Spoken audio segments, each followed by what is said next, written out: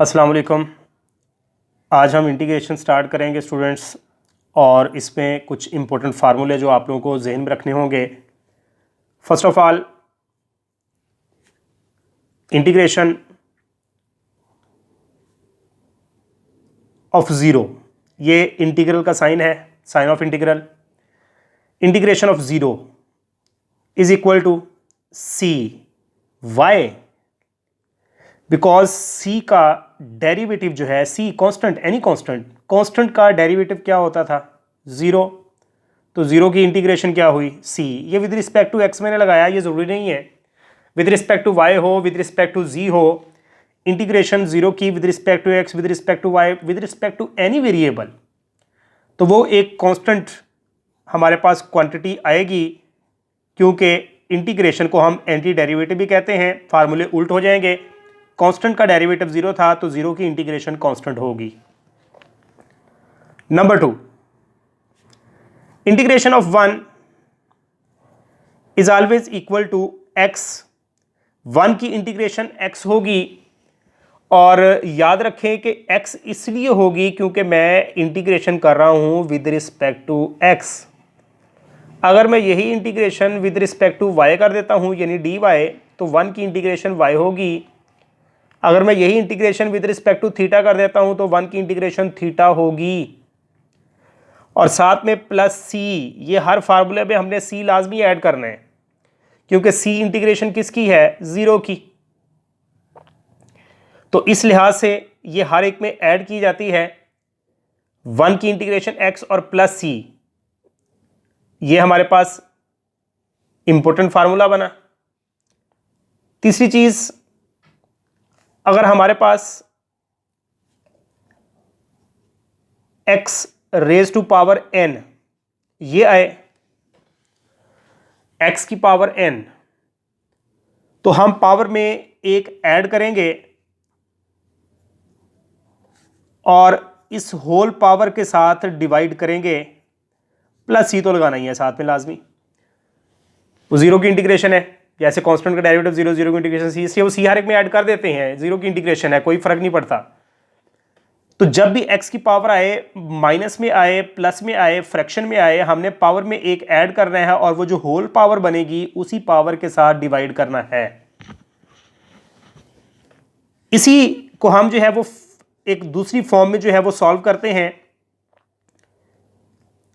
x के लिहाज से भी है, और अगर होल पावर आ जाती है तो इसी को अगर मैं ओवरऑल लिखूंगा तो ये ज्यादा इंपॉर्टेंट ये पॉइंट है।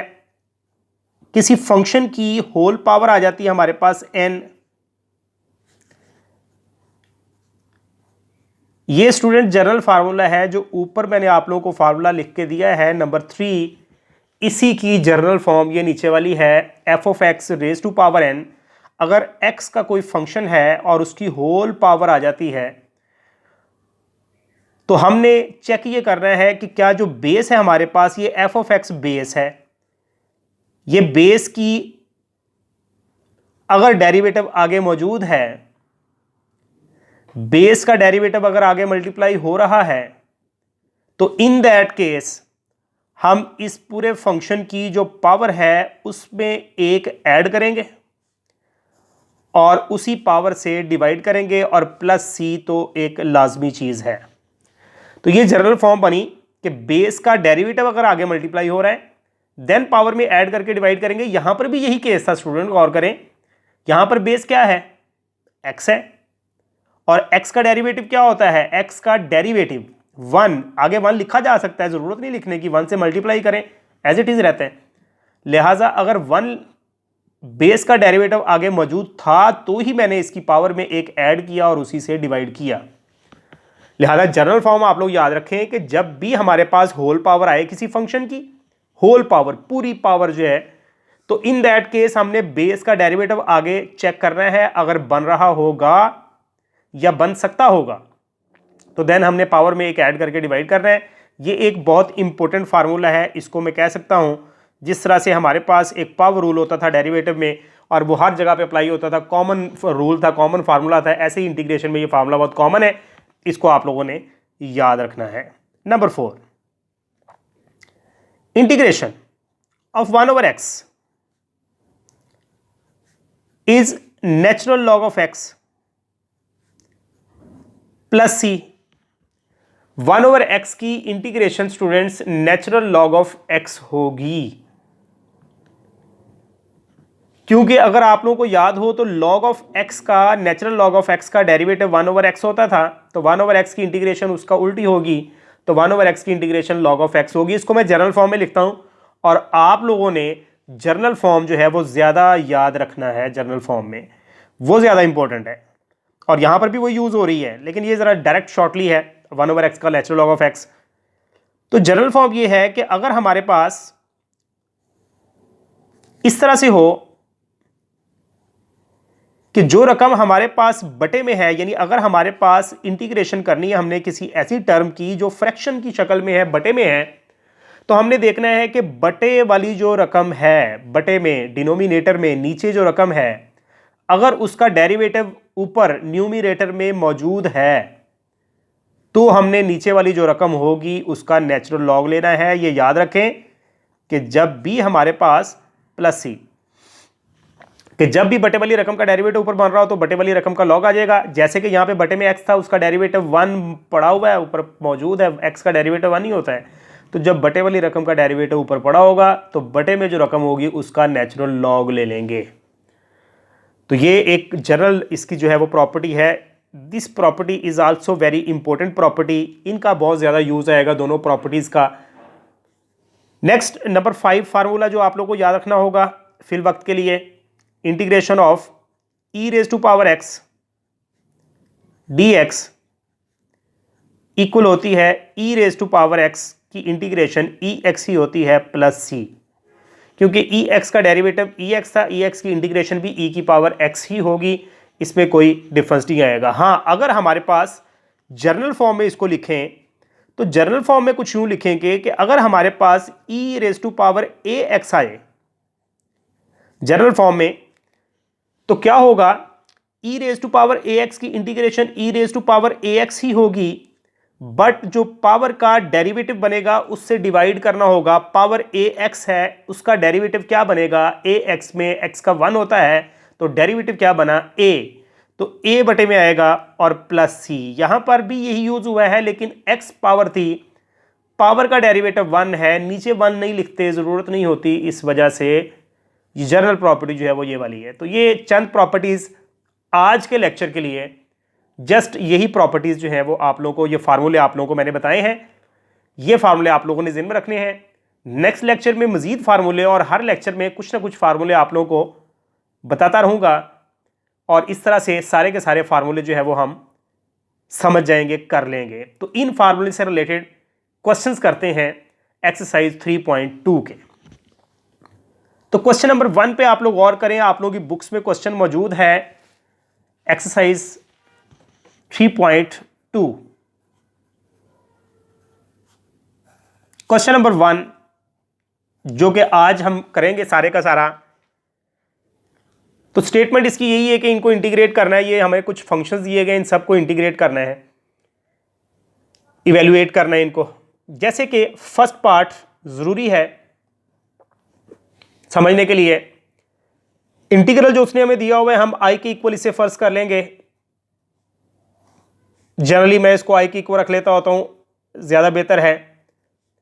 इंटीग्रेशन करनी है -2x + 1 and with respect to x dx। अगर आप लोग देखें, आप लोगों के बुक में ये क्वेश्चन मौजूद है, तो क्या होगा, सबसे पहले हम सबका अलग अलग से इंटीग्रल लेंगे, यानी इंटीग्रेशन हर एक की अलग से ले लेंगे।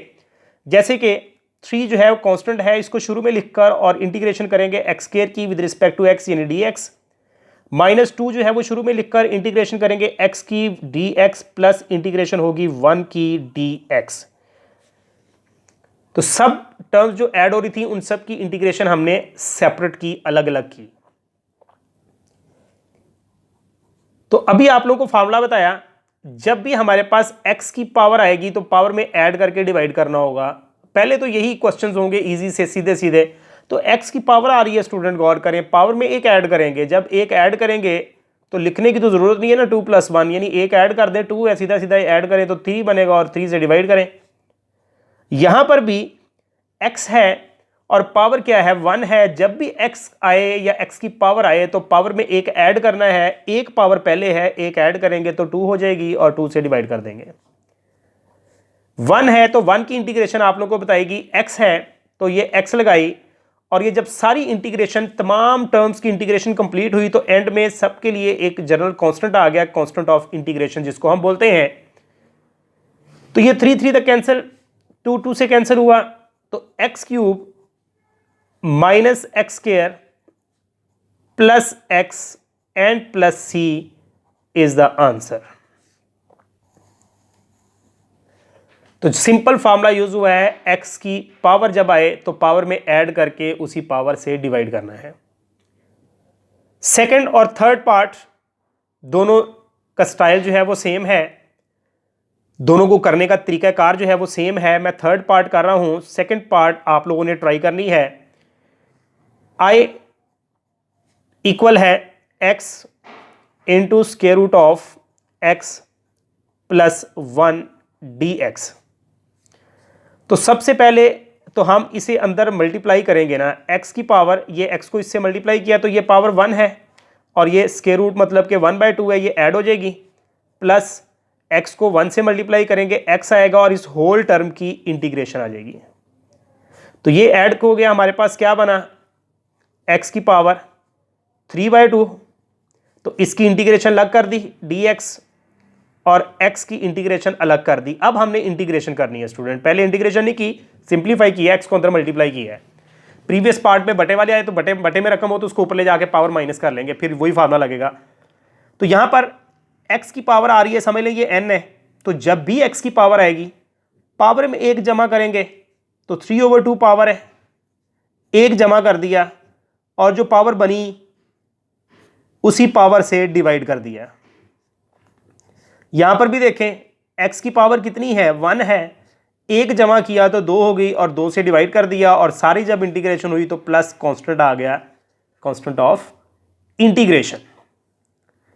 तो ये बना x की power 3/2 plus 1 5/2 divided by 5/2 plus x square divided by 2 plus C, और जब हम इसको सीधा करेंगे तो 5/2 उल्ट होकर 2/5 x raise to power 5/2 plus x square over 2 plus C आएगा।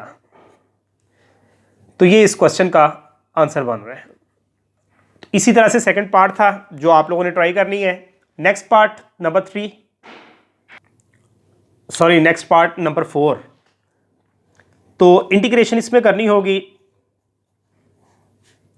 क्वेश्चन है 2x plus 3 whole power 1/2 dx। तो अभी कुछ देर पहले आप लोगों को बताया गया कि होल पावर आए, वही फार्मूला जो हम x की पावर वाला यूज करें उसी में जनरल फार्मूला मैंने बताया, होल पावर आए 1/2 होल पावर है पूरे फंक्शन की, तो हमने बेस का डेरिवेटिव चेक करना है क्या आगे मल्टीप्लाई हो रहा है यानी आगे मौजूद है।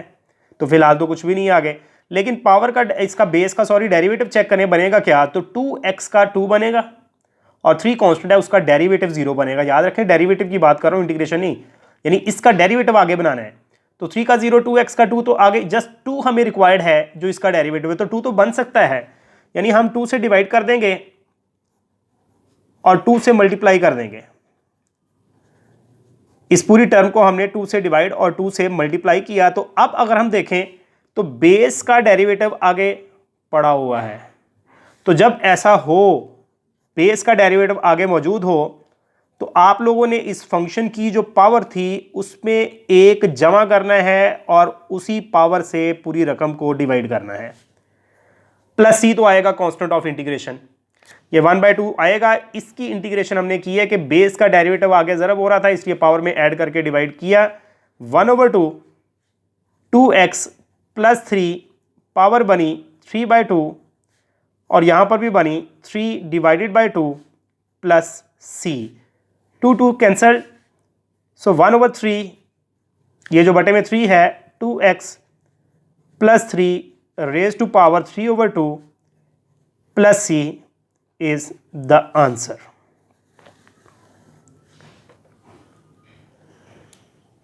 तो होल पावर वाला भी आ गया। अभी नेक्स्ट क्वेश्चन अगर हम देखें नंबर 5 एंड नंबर 6, तो ये दोनों क्वेश्चंस एक ही स्टाइल में सॉल्व होंगे और एक पार्ट इनमें से मैं कर रहा हूं, दूसरा पार्ट आप लोगों ने ट्राई करना है। इन केस अगर वो आप लोगों से नहीं होता, कोई प्रॉब्लम आती है, तो आप लोग बताएं, आप लोगों को वो भी समझा दिया जाएगा।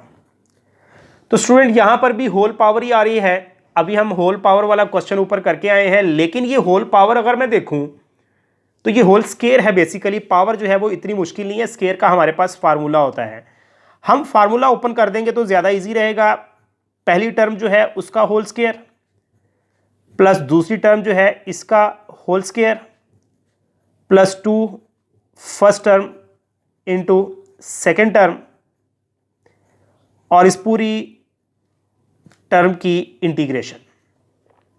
तो ये मेरे पास बना स्केयर जब कैंसिल हुआ x, ये भी स्केयर स्केयर रूट से कैंसिल हुआ 1/x, ये दोनों कैंसिल हुए +2 एंड dx, ये मेरे पास रकम बन गई।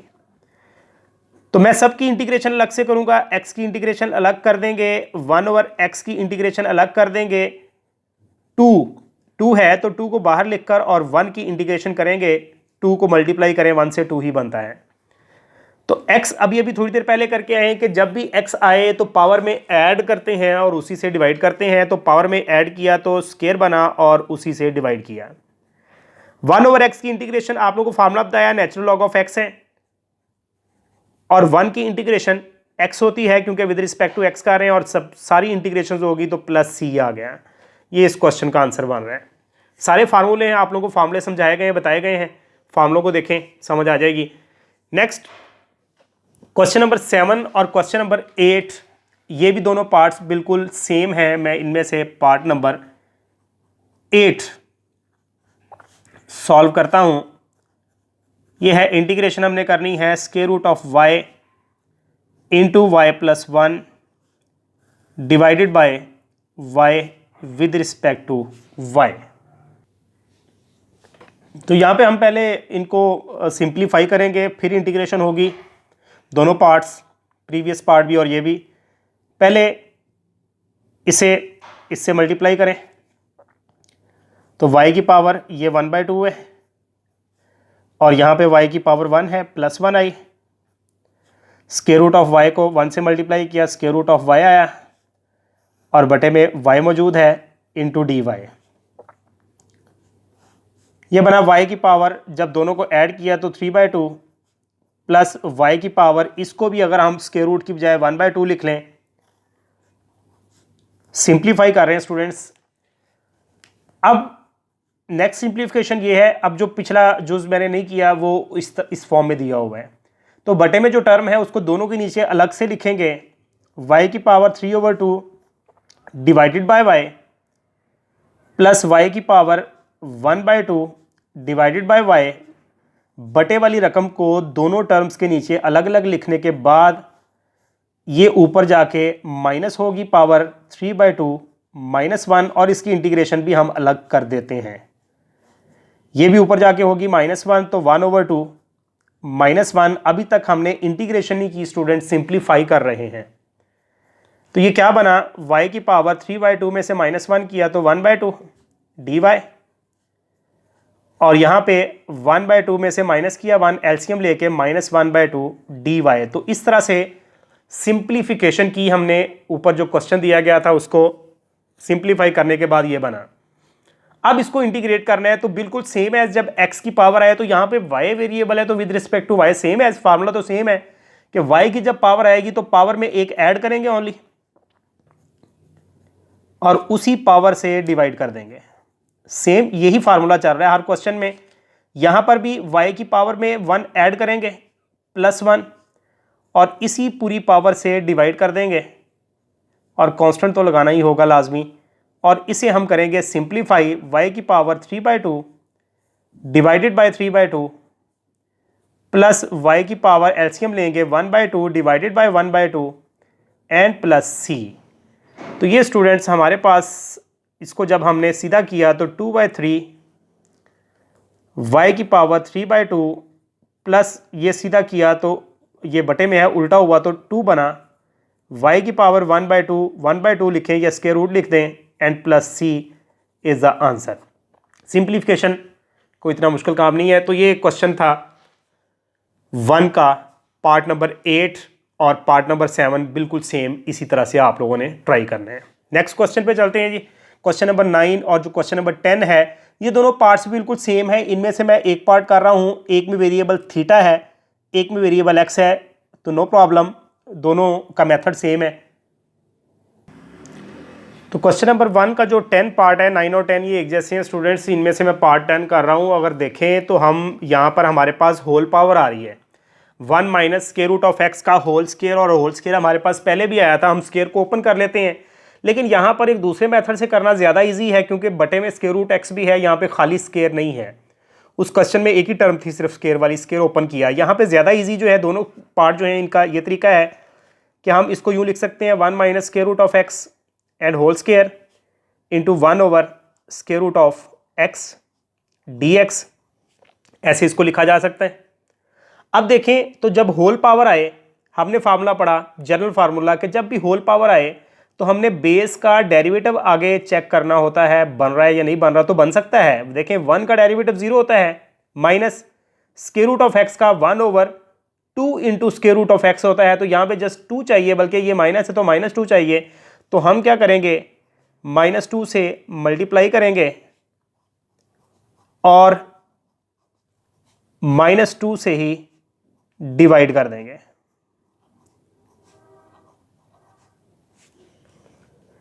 फिर गौर करें, बेस का डेरिवेटिव आगे बनाना था, 1 का 0 होता है, माइनस तो चाहिए हमें आगे डेरिवेटिव के लिए, माइनस इसके साथ आ रहा है, तो स्क्वायर रूट ऑफ एक्स का क्या होगा 1 over 2 into square root of x, ये होता है स्क्वायर रूट का। तो हमें जो चीज़ चाहिए थी 2 चाहिए था माइनस का, तो -2 से मल्टीप्लाई डिवाइड किया। अब देखें अगर हम, तो बेस का डेरिवेटिव जो है ओवरऑल डेरिवेटिव आगे बन रहा है, और इसके लिए आप लोगों को डेरिवेटिव आना चाहिए। इंटीग्रेशन एंटी डेरिवेटिव यानी डेरिवेटिव नहीं आएगा तो इंटीग्रेशन की समझ नहीं आएगी। तो डेरिवेटिव बहुत इंपॉर्टेंट है। तो लिहाजा जब बेस का डेरिवेटिव आगे बन रहा है, मौजूद है, तो अब हम इसकी पावर में एक ऐड करेंगे 2 + 1 और इसी पावर से डिवाइड करेंगे, एंड प्लस कांस्टेंट आएगा c। तो यही इसका आंसर है -2, ये 2 + 1 जो 3 बना, इसको यहाँ पे लिखते हैं 1 minus square root of x and whole cube plus c is the answer. Same method previous part का है, पार्ट नंबर 9 का, लेकिन वेरिएबल उसमें थीटा है, तो कोई मसला नहीं है। वेरिएबल थीटा होगा तो काम तो यही है, उसमें भी इसी तरह से हमने बेस का डेरिवेटिव आगे बनाना है। तो लास्ट पार्ट फर्स्ट क्वेश्चन का, वो कह रहा है इंटीग्रेट करें e⁻² 2x plus e⁻x divided by ex and dx। तो अभी थोड़ी देर पहले हमने एक क्वेश्चन किया, उसी तरह से इसको पहले सिंप्लीफाई करेंगे। e⁻² 2x इसके नीचे अलग लिखेंगे और ex के नीचे ex अलग लिखेंगे, यानी जो बटे में हमारे पास एक टर्म है उसे हमने दोनों रकमों के नीचे अलग अलग से लिख दिया। अब ये जब ऊपर जाके पावर इसके साथ माइनस हुई तो 2x माइनस एक्स क्या रह गया, e की x, इसकी हमने इंटीग्रेशन अलग ली, प्लस ये दोनों सेम है कैंसिल हुई, तो यहाँ पे 1 बच गया, इसकी इंटीग्रेशन हमने अलग से ली। तो इंटीग्रेशन हमारे पास क्या बनी, e⁻x, मैंने बताया e की पावर x की इंटीग्रेशन वही खुद ही होती है, और प्लस 1 की इंटीग्रेशन x है क्योंकि वेरिएबल x चल रहा है, और प्लस कांस्टेंट ऑफ इंटीग्रेशन तो लाजमी लगाना है। ये इस क्वेश्चन का आंसर है। तो इस तरह से क्वेश्चन नंबर 1 हमारा कंप्लीट हुआ। इंटीग्रेशन के ज़्यादा फार्मूले नहीं, जस्ट मैंने जो 2-3 फार्मूले बताए हैं पहले वही यूज़ हो रहे हैं। नेक्स्ट क्वेश्चंस में नेक्स्ट फार्मूले भी यूज़ होंगे। इंशाल्लाह नेक्स्ट क्वेश्चंस के साथ फिर हाजिर होंगे। अल्लाह हाफिज़।